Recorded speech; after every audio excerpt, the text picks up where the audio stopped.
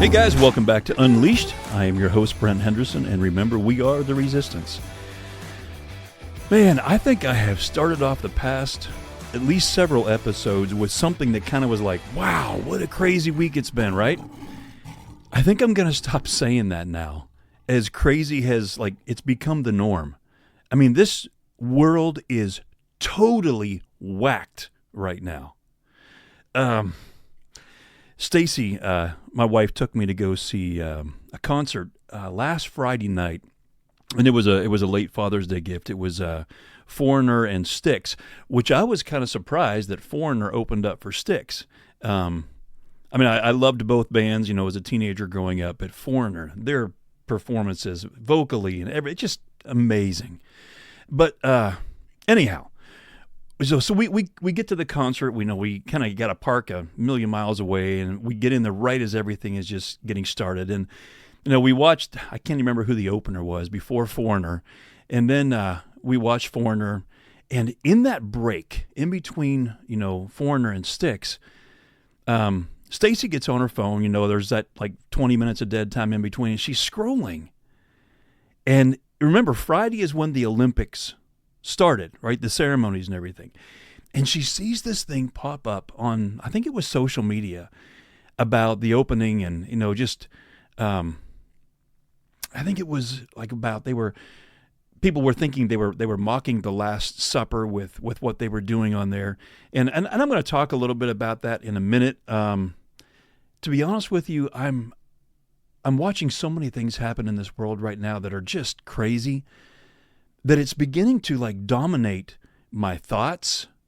It's beginning to dominate conversations in my home, in my marriage, with my friends, and even on this podcast. I understand that I want to bring you guys relevant stuff that's happening now, because I know you're probably going to want to listen to things that are happening now. What are my thoughts or others' thoughts? How can we process this stuff? I think that's great, but I got to be careful.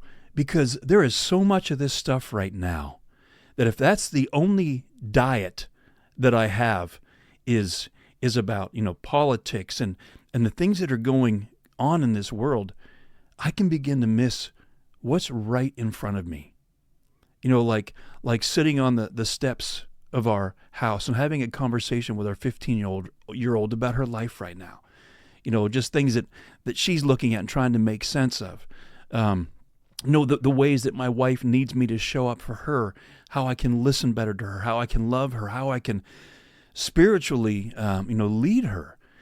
But when we can get too much of things like politics, I'm just going to say it out loud, it can really begin to kind of take us over and begin to see things through a lens that is not God's lens. We begin to see things through a darkness. It's like this present darkness, rather than since the beginning of time.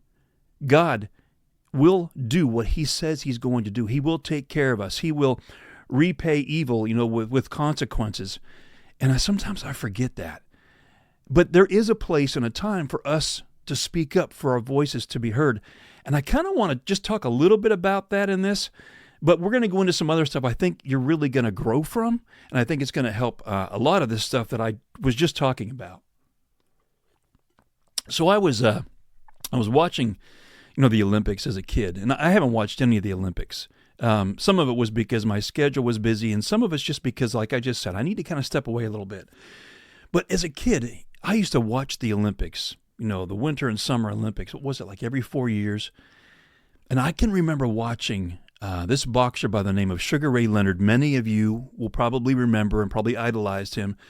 And I would be back in the den of our house where we had our television. We only had one television back then. We didn't have one in every room like people do now. But when no one was around and I was watching Sugar Ray box, I wanted to be him. So I'd set up this pillow, right, on the couch, kind of like at this certain level, height-wise, and I would punch it and pretend to be Sugar Ray Leonard. I mean, I wanted to be like him. I didn't want to be him, but I wanted to be that talented, that good at something that I did that people could notice about me, and that I somehow connected my good enough would be good enough if I could be someone like that. But he was one of the best boxers I had ever seen. And to this day, I've never seen anyone who just had the hand speed this guy had. And our whole family, we'd sit together, we'd watch the opening ceremonies when they would come on. And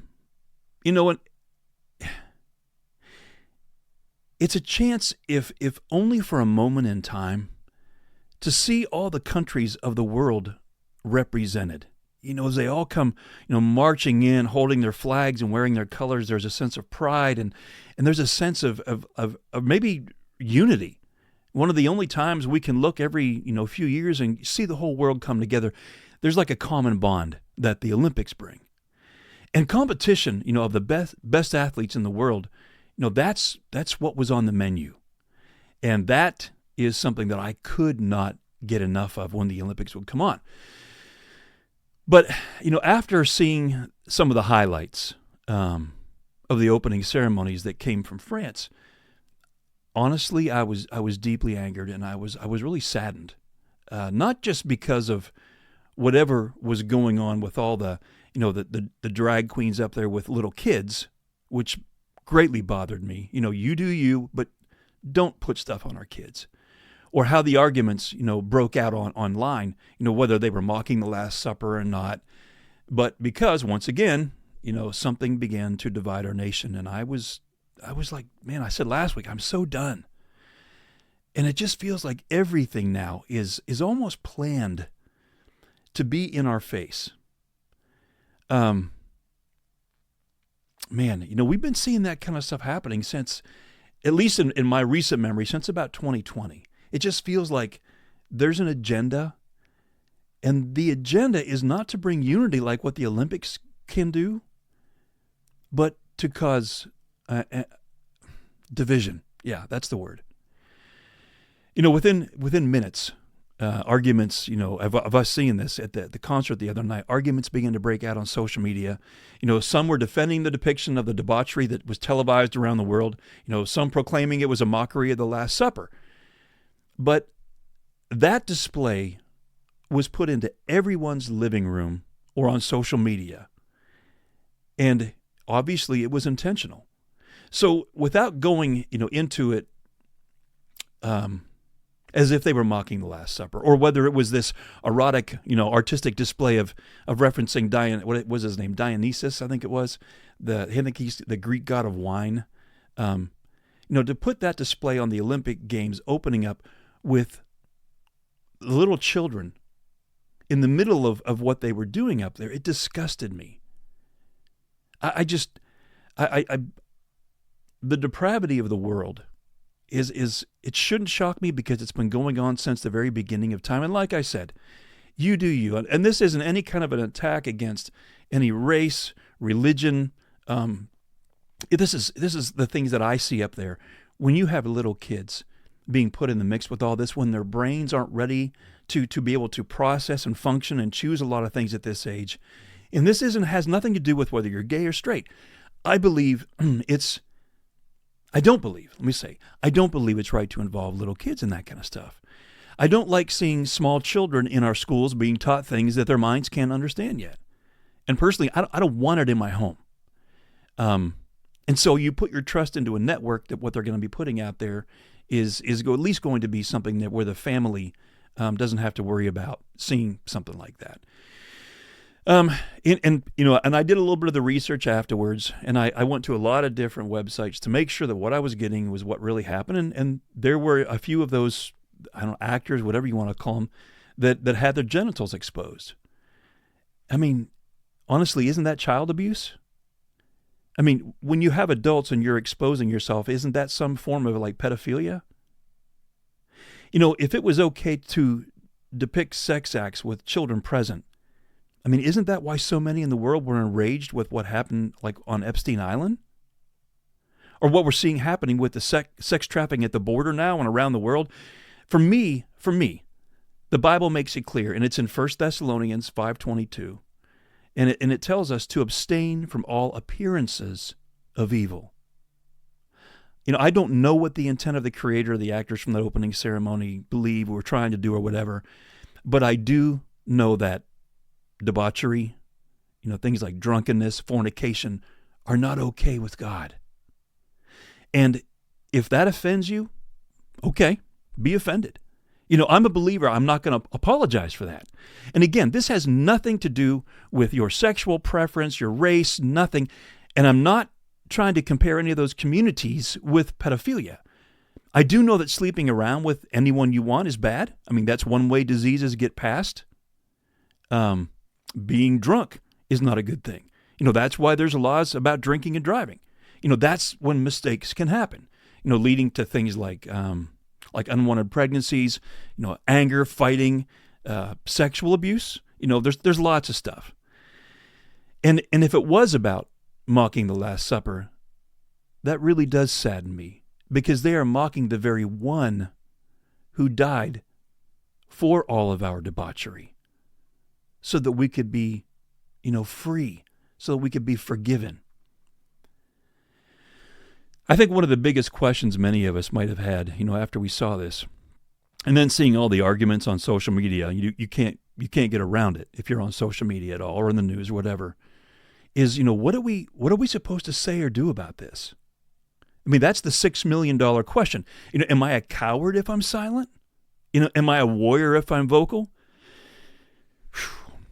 I want to go back. I want to go back in Scripture, and I want to take a few minutes and try to understand, looking at history, what happened when God's people disobeyed His commands.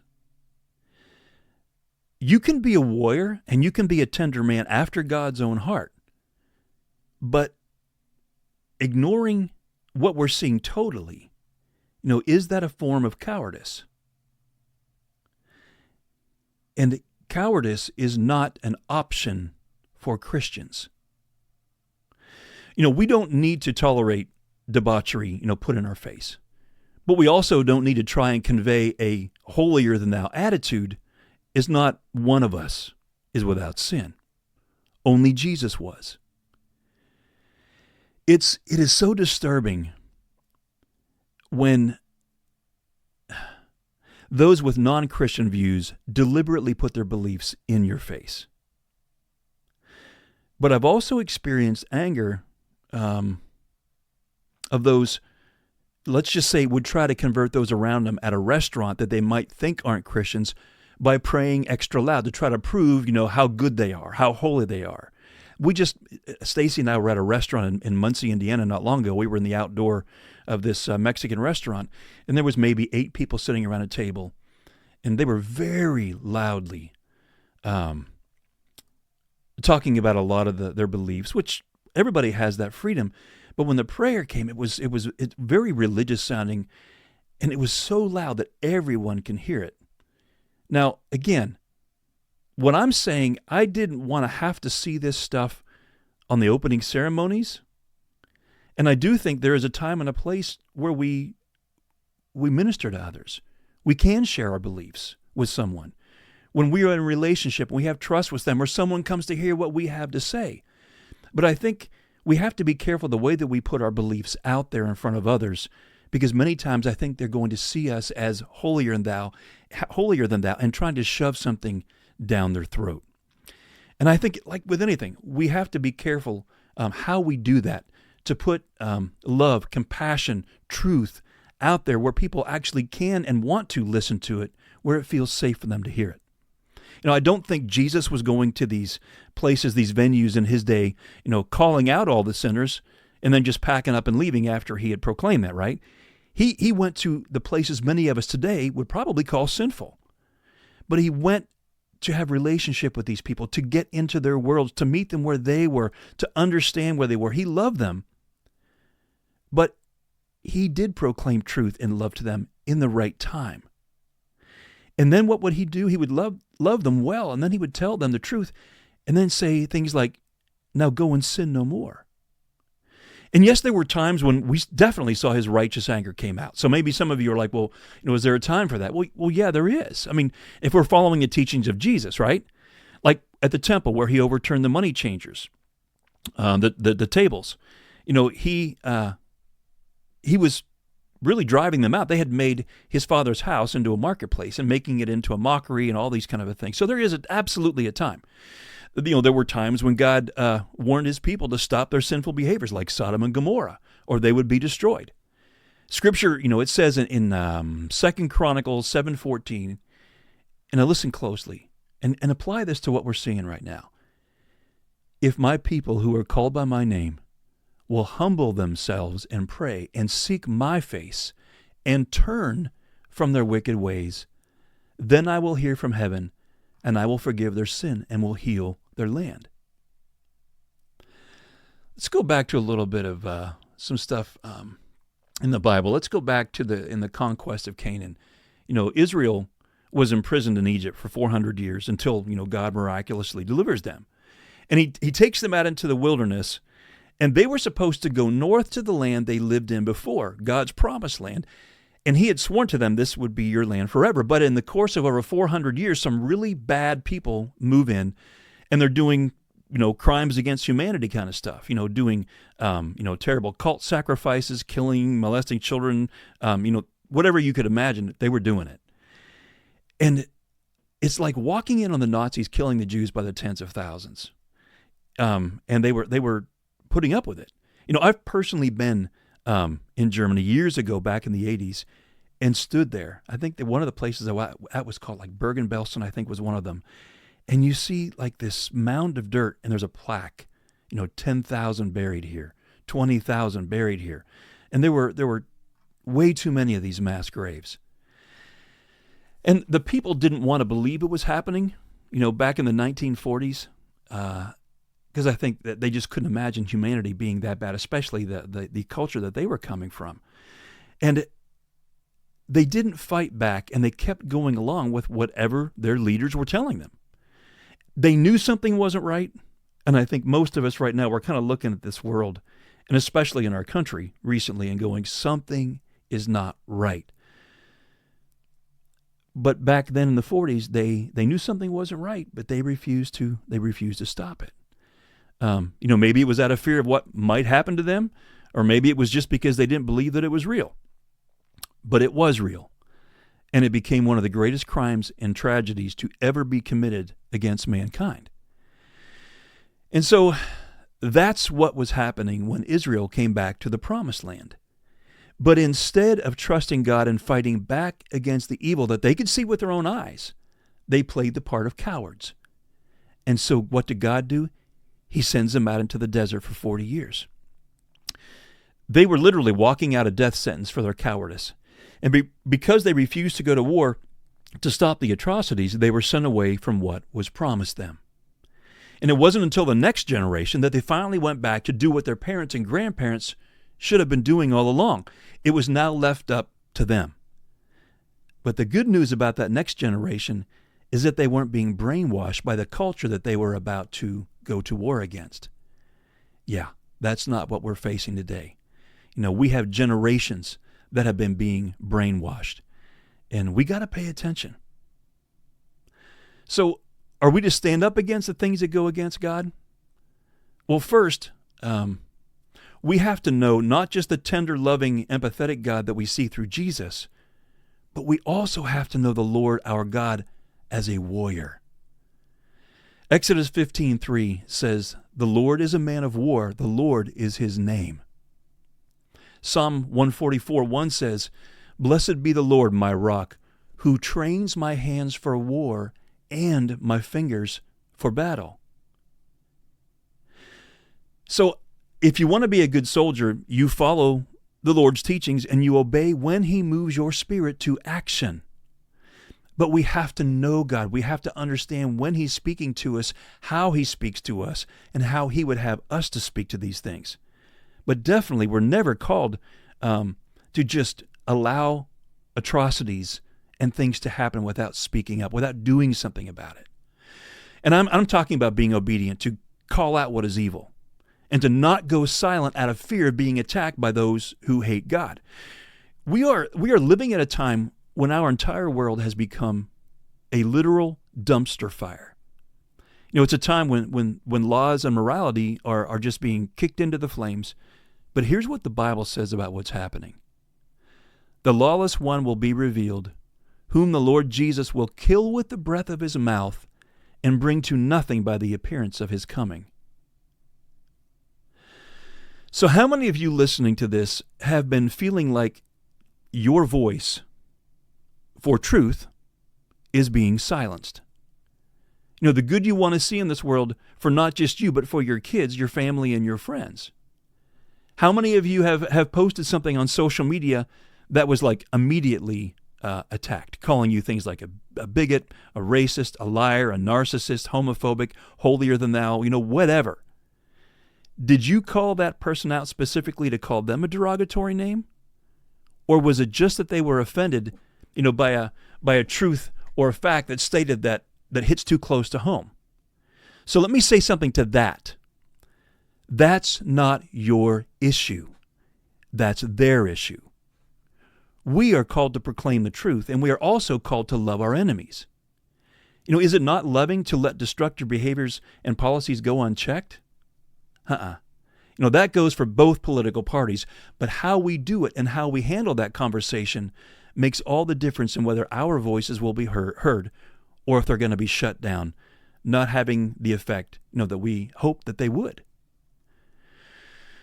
Last week I stated that you remember me saying this. I said, I've had enough. I'm done, I think is what I said, of the lying and cheating that we've been watching happen as, Biden's closest party members, the media, his family, and now presidential candidate Kamala Harris, covered up for his mental decline, putting our country at grave risk around the world. And I talked about the attempted assassination of former President Trump, and I spoke about how the former head of the Secret Service had no answers, to what the assassin, how the assassin slipped through their fingers, or did he?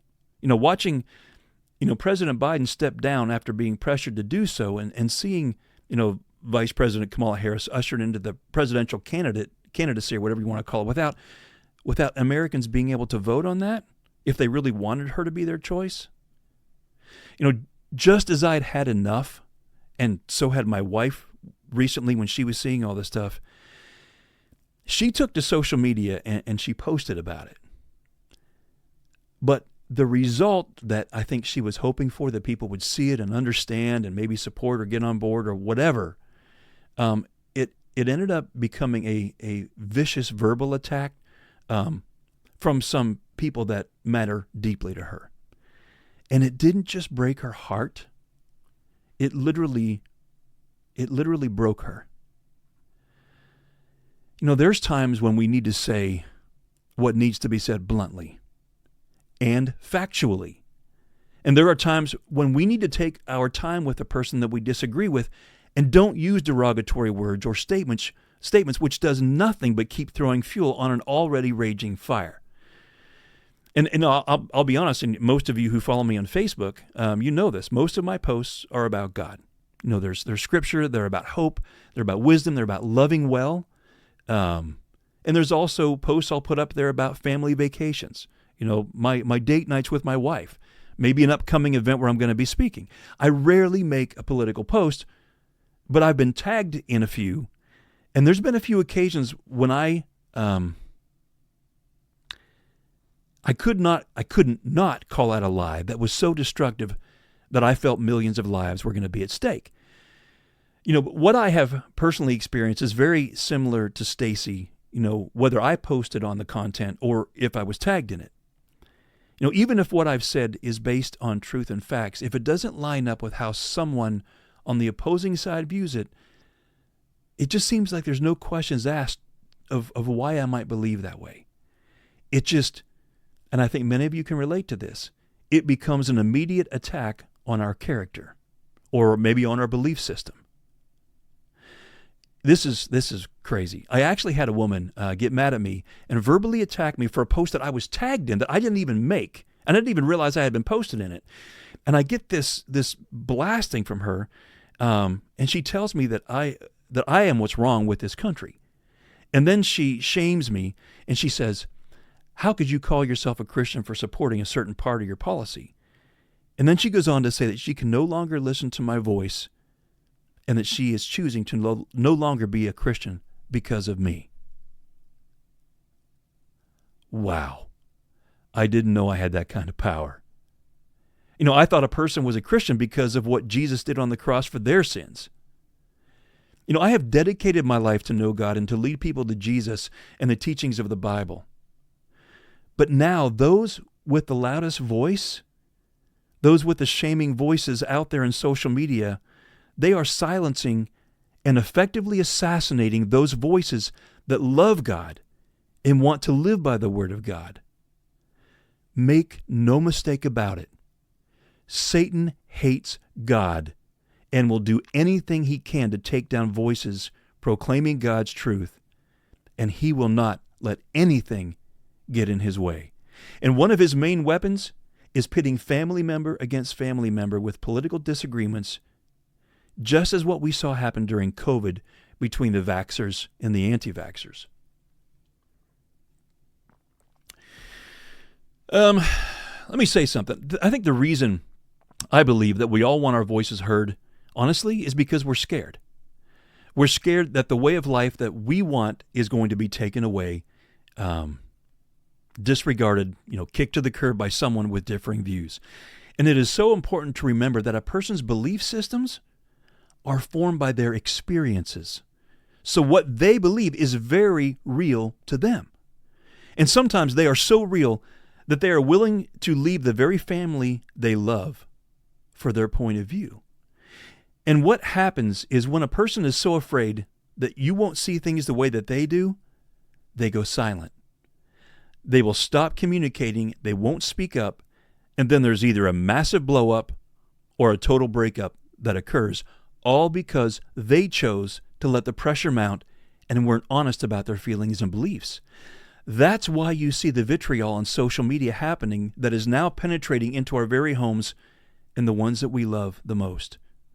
So let me just kind of start taking this in a direction now, because I don't want to stir the pot more. I want to bring some healing to this. So the question becomes, how do we fix this? Can it be fixed if people are on opposing sides?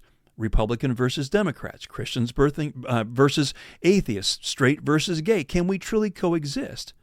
And I don't know that we will always be able to agree on everything, but we can learn to communicate so that our voices can be heard and to create a place where everyone can be understood.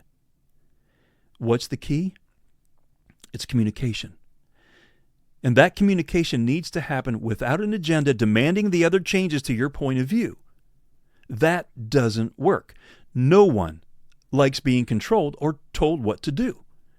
I've been a certified life coach. I've been an ordained pastor now for many, many years, and I have worked with a lot of different types of people, whether they're gay, straight, black, white, Hispanic, Asian, male, female, couples, felons, Christians, non-Christians, left, right, kids, whatever. The list goes on. But what did they all have in common?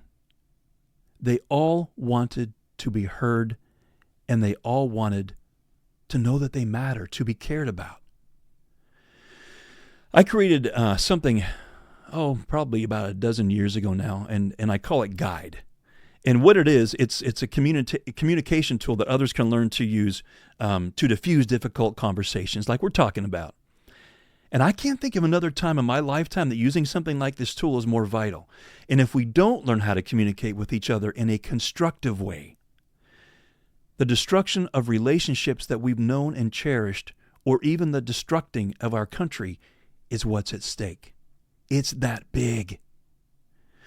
It was maybe 2 days ago, I made a social media post and I said, don't confuse empathy as a sign of weakness. Sometimes it's a sign of incredible love, strength, and patience.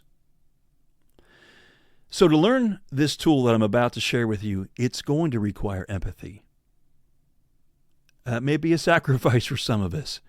It means we're going to have to really learn to care about the other people that we're talking to. If we're following the teachings of Jesus, we do care. Jesus cared so much about all of us that he sacrificed his own life that we could find life. He took the bullet. This is going to call you to love. It's going to require strength. It's going to require caring. And it's even going to require patience as you listen first to what the other person has to say, and to truly understand where they're coming from before you invite them to understand your point of view. It has to be in that order, because if you demand that they listen to your point of view before you really listen to theirs, they're going to feel unheard. They're going to feel like you're not worth their time. and that you have an agenda that you want them to agree with. They feel like they have become a voice that you want silenced just because, it's causing you the inconvenience of being in a conversation that you just want to go away. And I think that many times they're right. We just want to fix others rather than really care about their point of view. Okay, so what is G.U.I.D.E? G-U-I-D-E. It's an acronym. I'll explain it here. It's a disarming tool is what it is. Like when I'm hunting in an unknown area, it's always good to have someone who knows that area when I'm getting ready to go in there because they can guide me, where to go, how to be safe, and hopefully successful. Well, G.U.I.D.E is an acronym that we're going to break down. And if you have a pen and paper, I would highly recommend you get it right now and you begin to write down these things that you really want to see happening, change happening with everything that we just talked about. So go ahead and get yourself a pencil and paper and we'll get started. All right. So G, the letter G, stands for get some truth. Notice I didn't say get the truth, because the truth may look different to both individuals because of their story. Even if what the other person believes is only 10% true, it's very true for them or they wouldn't be so upset about it. You have to let them talk about it and tell you how they see a situation through their lens. This is where you have to swallow your need to be right and just listen. Again, G, get some truth. U stands for understand before being understood. And what this is, really, it's caring. This is extending empathy. This is learning to respect where they are coming from. Whether you agree with it or not, you're still respecting their voice of why they see things the way they see it. And if you can't do this, honestly, it shows that you care more about yourself and your agenda than you do them. And when that happens, they will shut you off. This is where you have to learn how to repeat and rephrase what they've said until both of you are clear on what the other person is trying to communicate. Okay, I stands for inquire. It's asking questions. This is the time when you begin to ask questions. You've gotten some truth. You've tried to understand before being understood, and now you're inquiring, you're asking questions, and you're doing it without an agenda. What I mean is you ask the questions from what you've heard them say and not trying to steer them into believing the way you believe or what you believe. If the truth is what you're both after, any agenda to fix the other person, it's got to be laid aside. It's in Romans 14:4. It's out of the Message paraphrase. And it starts off this passage with talking about how to cultivate good relationships. It obviously means that much, and that's why it's in the Bible. So let's go back to Romans 14:1 first. And it says this, welcome with open arms, fellow believers who don't see things the way you do. And don't jump all over them every time they say or do something that you don't agree with, even when it seems that they are strong on opinions, but weak in the faith department. Remember, they have their own history to deal with. And then it finishes up by saying, treat them gently. Most of the time, that's how we saw Jesus doing it, right? The woman caught in adultery, the woman at the well, he would speak into their lives. He was meeting their needs, but then he would also speak the truth to them and encourage them to go and do something differently. When you have the woman at the well, Jesus, he's getting her water, he's speaking to her, and she was from a different culture, which went against the culture of that time, and let alone being a woman, and she was known for having, multiple husbands. But he gets into her world and he speaks to her. She goes back to her town, her community, and shares with everybody of this man who spoke this grace into her life, and it changed the entire community. Remember, they have their own history to deal with. Treat them gently. So then I just want to go on a couple of verses where it says in Romans 14:4, and this is one of my favorite passages. It says, if there's manners to be learned or corrections to be made, God can handle that without your help. I think we're helping sometimes when we get on someone's post that we don't agree with, and we have to show our truth, our facts. And I think, great, talk about how you feel. Talk about what you see the facts and can back them up with. Be careful how you do it, right? It's difficult when someone's attacking you to really want to listen to what they have to say. But if we can do it with love and empathy and with confidence in what we believe, There's something about that that draws others to want to know what that truth is. The Bible tells us not to be a coward. It tells us to trust in the Lord. It tells us to listen to those that we disagree with and to treat them gently. But don't you personally want to shut down as soon as someone attacks your point of view? Or you want to try to judge them in return? How do you feel when they ask you why you believe that way? But the question is, are they really trying to understand you? When a person does approach you in a way that says, I really am just trying to understand something, it softens you, right? And now there's a much better chance of healthy communication happening, and that's where revelation begins to happen. And that is where the letter I, like I just said, the inquiry, the asking of questions, is so important. It's not just about asking questions, but it's about knowing what to ask. Big difference. And you know what to ask because you were listening to what they had to say. Asking the right questions lets them know that you were listening and that you didn't just, want to fix or manipulate them. And once you learn how to ask the right questions, again, that's when revelation begins to happen for both of you. You might remember it was in one of my earliest Unleashed podcasts. I talked about being sucked down to the bottom of a deep whirlpool while on a fishing trip with my son. I get sucked down to the bottom of this whirlpool. I couldn't get out of it. It was spinning. It was on a bend where these two streams had come together. And as I get sucked down in this thing, I'm getting tangled up in these branches, and there was like a fallen tree in there, and I'm being sucked down to the bottom. And when I get sucked down, I either landed on a rock or a big part of that tree. I honestly don't know what it was, but it helped stop me being stuck. I was able to get my footing, and I was able to push off and get to the surface. And at the end of the story, and if you've read my book, I think that was in Into the Wilds. The man who had been mentoring me, he was my guide. He asked me if hitting bottom was a good thing or a bad thing. And at first, I was kind of a little bit confused. I mean, come on, dude, I just got sucked into the bottom of a whirlpool. It was a bad thing. And all I could recall was the trauma that I'd experienced. But after he'd asked me, what hitting bottom did for me, was it a good thing or a bad thing? I realized that's what saved my life.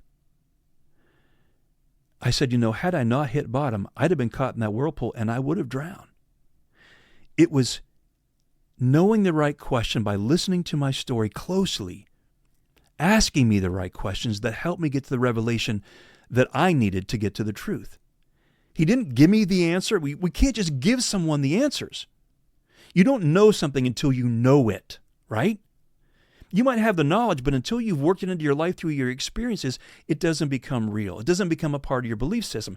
He didn't give me the answer. He just asked me the right questions. So if we've been able to be patient, through the first three letters that I just talked about, G, get some truth, U, understand before being understood, and I, inquiry, asking questions without an agenda, now we can move on to the next letter, which is D. And if the other person is still being combative or pushing back, you're going to have to go back to the beginning again. Start with G all over. Starting over can be hard, and it's going to take patience, like I was saying earlier, but it builds trust that you really care about the other person and hearing where they're coming from, their experiences, why they believe what they believe. And then we get to learn what not to do next time when we're going down through G.U.I.D.E. So if things are beginning to calm down by now in your conversation, you've applied these three things I just said, now you're ready to move on to letter D. And D is discuss my feelings. This is where I can now open up about, how I see things the way that I do. What I've experienced that have shaped my thoughts and actions the way that I believe, the things that they are seeing me act out, live out, talk about. And if you've handled it well to this point, they're probably going to be a lot more open and understanding to begin to ask you questions like you just did them because they're curious. And after you had a chance to discuss your feelings, now, if things are still going well, absolutely move on to the last letter, which is E. And E stands for encouragement. This is where I can bring hope back into the conversation, and that helps strengthen our relationship. It might look something like, I'm so glad I've had a chance to really hear what you've been thinking and feeling. You matter to me. And I really want us to be able to be honest and open, in our communication, because our relationship is what's most important. Can you see how using G.U.I.D.E can help turn down the temperature in the room and help navigate to a more peaceful, and honestly caring conversation? It's a trust builder. It's like a bank account. When we make withdrawals by using degrading comments, name calling, shaming, using condemnation, that bank account, that emotional bank account, relational bank account, it gets low. And we have to make deposits to restore the account back to where it once was. It's said that for every major withdrawal that we do, it takes about 5 deposits to get the account back to normal. Being willing to listen well, to say you're sorry, or maybe even ask for forgiveness if needed, not for how you might still see things through your lens, but maybe for using unhealthy actions to try and get the other person to change. We can try to manipulate someone, is what I'm trying to say, with our unhealthy actions, withdrawing, right, using all those derogatory things. When we choose not to do that, it deepens the respect between us both, and it creates humility. So let me ask you a question. Is learning to walk in humility a good thing or a bad thing? I'll see you next time.